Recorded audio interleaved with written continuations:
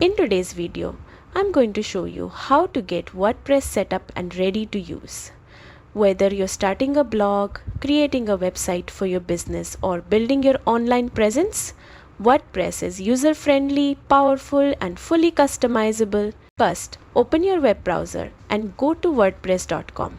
We're choosing WordPress.com because it's a hosted solution, meaning everything is taken care of for you, so you don't have to worry about hosting or technical details. On the home page, click the Get Started button. You will then see options to create an account. You can sign up with your email or quickly link your Google or Apple ID. If you choose email, make sure it's one you check regularly, as WordPress will send confirmations and notifications there. Follow the on-screen instructions to complete your registration. WordPress may ask for your name and a username.